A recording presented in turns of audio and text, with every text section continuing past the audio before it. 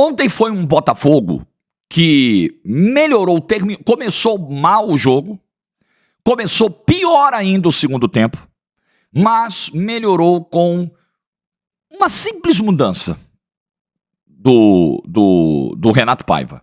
A saída do Patrick de Paula.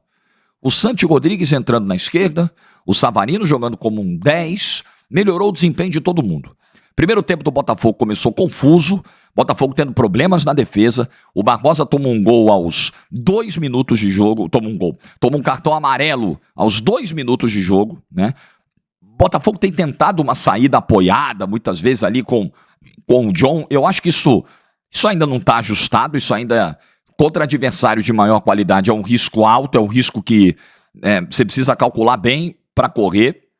Mas são ajustes que, assim, você não vai cobrar, você não vai querer que estejam azeitados no terceiro jogo do cara, pô. E isso é reflexo dos 2 meses que o Botafogo largou, abriu mão da temporada. Então, em 3 jogos, você ainda vai encontrar problemas defensivos, o treinador está conhecendo o elenco, ele está testando opções, ele falou ontem na coletiva, eu tentei ali o trio de meio campo, segundo tempo eu tirei o Patrick e tal, busquei uma outra opção, ele tentou, ele está conhecendo o elenco, ele está vendo as peças que ele tem, ele está vendo as maneiras que ele pode jogar, né? Tem gente que está chegando agora junto com ele, o Santi Rodrigues é reforço para a temporada, o Arthur está chegando agora na temporada. Então são 3 jogos. São 3 jogos em que o Botafogo foi muito bem no primeiro, contra o Palmeiras. Contra a Laú, teve uma posse de bola improdutiva, mas teve bastante posse, né? E tinha condições de ganhar o jogo, era um jogo para ganhar. É aquele jogo que você fala, porra, não é possível que a gente perdeu pra esse time aí, cara. Não é possível que a gente perdeu esse jogo, né? Acho que a sensação ficou essa. E ontem é uma reta final de jogo, é um segundo tempo de jogo, onde algumas ótimas características, virtudes daquele Botafogo de 2024 aparecem. Transição rápida, velocidade, muito jogo pelos lados, Savarino gerando jogo por dentro, Igor Jesus se movimentando. Então, o Botafogo, o saldo dos 3 jogos com o Renato Paiva, por mais que a primeira vitória tenha vindo só ontem, né? Por mais que o time só tenha marcado gols ontem, nesse terceiro jogo, mas é um bom saldo. O Botafogo, nos 3 jogos com o Renato Paiva, ele jogou mais bem do que mal. Verdade que ele teve dificuldades ontem contra o Juventude. A volta de segundo tempo do Botafogo ontem é uma lástima. Os primeiros 10 minutos do segundo tempo, barata voa. O Botafogo já não tinha feito um grande primeiro tempo, voltou pior ainda no segundo. Só que aí, a partir do momento em que tem a mudança, o time é outro. O rendimento do Marlon Freitas cresce. Eu nem acho que o Marlon vinha mal no jogo, né? Depois da saída do Patrick, o desempenho do Marlon cresce ainda mais. Os laterais, o Ponte entrou também, entrou muito bem. O Santi se entendendo com o Cuiabano, o Santi saindo da esquerda, fechando para o meio, abrindo o corredor para o Cuiabano. O Arthur pelo lado direito também se movimentando muito melhor. E o Savarino é ali, o Savarino é 10, o Savarino é no centro do campo. Ontem o jogo mostrou isso para o Renato Paiva. E eu me lembro que no ano passado, o Savarino teve um momento de dificuldade também na temporada. Quando chega o Almada, o Savarino vai jogar de 10, ele sai da esquerda, vai jogar de 10, e aí você vê o segundo semestre que faz o Savarino. Para mim, o melhor jogador do Campeonato Brasileiro, apesar de não ter sido eleito oficialmente, né? E o Igor Jesus, cara, talvez, se você pegar esses 3 jogos onde no saldo o Botafogo foi bem, no balanço, o Igor Jesus foi o melhor jogador do Botafogo até agora nessa era Renato Paiva. O Igor Jesus vem de 3 bons jogos. Apesar da expulsão tola no Chile, como o Igor Jesus vai fazer falta terça-feira? A sorte do Botafogo é que ele vai pegar o pior time do grupo, que é o cara bobo, e deve ganhar mesmo assim dentro de casa. Mas vai fazer muita falta. Porque a movimentação do Igor Jesus, a forma como ele gera jogo, sai da área, busca, participa, se movimenta, toca na bola, atrai marcação, isso tudo a gente viu nesses 3 jogos. O Igor vem bem, foi ontem muito bem, fez 2 gols, um deles acabou anulado por um impedimento do Ponte no início da jogada, um leve impedimento, estava mesmo impedido, ali pelo lado direito, mas foi um bom jogo do Igor Jesus, dando fim a uma seca do ataque do Botafogo, porque eram 10 jogos sem que os atacantes do Botafogo marcassem, mas nesse período, para ser muito justo, né, nesses 3 jogos, em 2 o Igor Jesus não marcou, mas o Igor Jesus fez ótimas partidas. Igor Jesus e Gregory no Allianz Parque foram os melhores jogadores em campo, apesar do Botafogo não ter trazido a vitória. Então, 3 jogos, amigo. 3 jogos. O Botafogo escolheu esse caminho. Terceiro jogo ainda, você vai ver o treinador cometendo erros aqui. Ontem, por exemplo, você já tem uma diferença em relação ao jogo de quarta-feira. Quarta-feira o Renato Paiva demorou a socorrer o time. Ontem com 10 minutos ele fez as trocas. O Botafogo voltou péssimo pro segundo tempo. Ele falou, quer saber? É agora. Não esperou nem os 15. Com 10 ele já mexeu. Já foi mais rápido ao encontrar soluções. E as soluções foram encontradas. Deram muito certo. É isso, professor. Patrick de Paula, eu sei que você tem um carinho, tá tentando, mas olha, a dupla de volantes funciona melhor do que a trinca.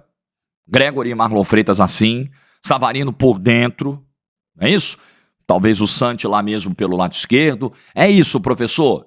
E ajustar essa saída de bola do Botafogo, essa saída apoiada, essa pressão que o adversário faz em cima dos zagueiros. Isso ainda é um ponto de preocupação. Acho que o Botafogo deveria forçar menos isso contra adversários mais qualificados.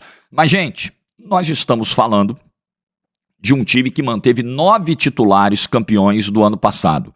De um ótimo time. O Botafogo tem um ótimo time. Acho que ainda precisa ter mais opções de banco. Mas o Botafogo tem um ótimo time candidato aos títulos. O Botafogo poderia já estar, nessa altura, com 3 pontos liderando o grupo da Libertadores e com 6 pontos liderando o Brasileiro. Só que o Botafogo escolheu o caminho difícil de só trazer um técnico para estrear, para começar o trabalho de campo na virada de março para abril. Então são 3 jogos. 3 jogos você precisa dar o desconto. O cara tá chegando, o cara tá conhecendo. Verdade que ele teve um mês de trabalho de intertemporada ali, pós-carnaval, pós-eliminação no Campeonato Carioca. Mas são 3 jogos. E eu acho que nesses 3 jogos o saldo é positivo. E o fato do Botafogo ter esse entrosamento, ter 9 jogadores campeões, ter essa base, eu acho que facilita o trabalho do Renato Paiva. E eu queria fechar o vídeo falando da tal faixa da bandeira que a torcida do Botafogo coloca no Newton Santos, com ídolos históricos do clube, com Garrincha, com Newton Santos, e Gerson, Jairzinho e por aí vai. E eles fizeram um acréscimo de 2 nomes, né? 2 figuras, 2 novos rostos estão nesse bandeirão da torcida do Botafogo. Luiz Henrique e Marlon Freitas. E aí, óbvio, você vai para a rede social. A rede social é o terreno da frustração, né? A rede social hoje é aquele espaço onde as pessoas reclamam de tudo, são irritadas com tudo, são contra tudo, são, né? É isso. Que absurdo! Um bagre desse como o Marlon Freitas está na lista de ídolos. O Marlon Freitas não tem nem 2 anos direito de Botafogo, 2, 3 anos de Botafogo. E como é que pode ele ser um ídolo? O Luiz Henrique veio aqui, jogou 6 meses, foi embora. Como pode? Bom, vamos lá, desenhando um pouquinho. O Marlon Freitas foi o capitão que ergueu o troféu mais importante da história do Botafogo de futebol e regatas. A gente tem um pensamento que eu acho muito atrasado, só vale o que aconteceu lá atrás. A gente tem muita dificuldade, né, de fazer uma leitura histórica de algo que ainda está acontecendo ou que aconteceu recentemente. A gente tem muita dificuldade. Então, para ser ídolo, o cara tem que ter jogado 30 anos atrás, quando o futebol era outro, era mais lindo, mais plástico, mais maravilhoso. Hoje não presta, hoje nunca presta. Na década de 90 nada prestava, na década de 80 nada prestava. Não era assim? Continua sendo. Então o Marlon Freitas liderou de forma, olha, tô muito tranquilo para falar. Muito tranquilo, porque já critiquei o Marlon Freitas aqui algumas vezes. Também já o defendi. Eu acho que o episódio da piscadinha e o gol contra a favor do Flamengo foram excessivamente pesados na análise do Marlon Freitas. Excessivamente. Eu acho que a piscadinha é uma coisa normal que acontece em jogo ali, que você tá segurando um placar, você fala pro companheiro, tô fazendo uma cera aqui, tô segurando. Eu acho que um gol contra, infelizmente, é uma fatalidade que todo mundo tá sujeito a cometer, todo mundo tá sujeito a passar no campo de jogo. Acho que foi excessivamente, fiz vídeo no canal falando sobre isso, pesada a crítica em cima do Marlon Freitas. Todo mundo ali teve uma derrocada vergonhosa em 2023. Colocar esse cara como símbolo daquilo, e esquecer do pênalti que o Tiquinho perdeu, e esquecer da queda do PR emocional em vários jogos, de como o futebol do Adrielson sumiu e por aí vai, é ser muito injusto. É colocar a carga num cara só. Esquecer do seu Bruno Lage, esquecer do seu Lúcio Flávio, não é? Agora, voltando, Esse cara deu a volta por cima, depois de um trauma pesadíssimo. Pouquíssimos jogadores, pouquíssimos profissionais teriam condição de dar a volta por cima como o Marlon Freitas deu. Depois de tudo que ele passou da própria torcida.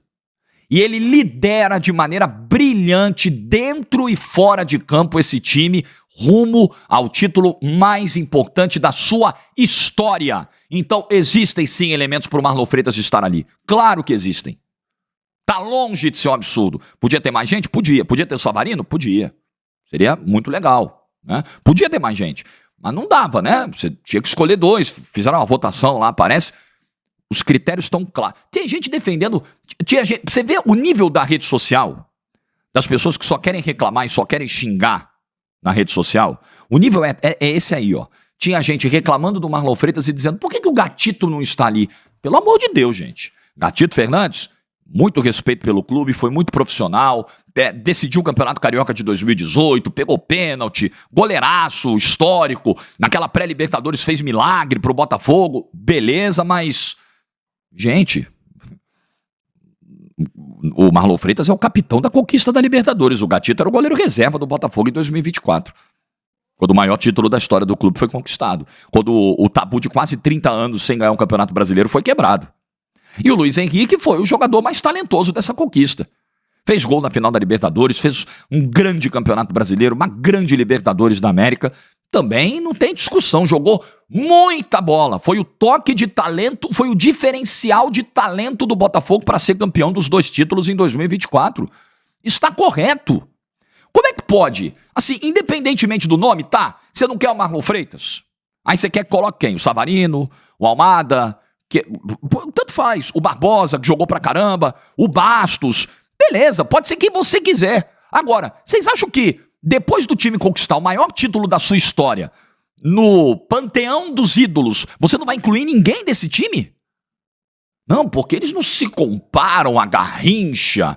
Ninguém tá dizendo isso, pelo amor de Deus. Ninguém tá dizendo isso. Mas, por exemplo, o Maurício não se compara ao Garrincha.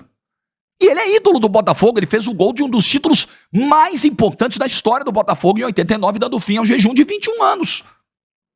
O Túlio Maravilha sempre foi um primor técnico, não, mas era um excelente atacante, fazedor de gol. Ele tá na história, ele ganha, ele é o rosto do título brasileiro de 95. Então por que não vai ter ninguém do time de 2024 no Bandeirão dos Ídolos? Que loucura é essa? Que viagem é essa? Parabéns à torcida do Botafogo pelo que fez, reconhecimento ao Marlon, reconhecimento ao Luiz Henrique, e eu acho que é um reconhecimento a todos.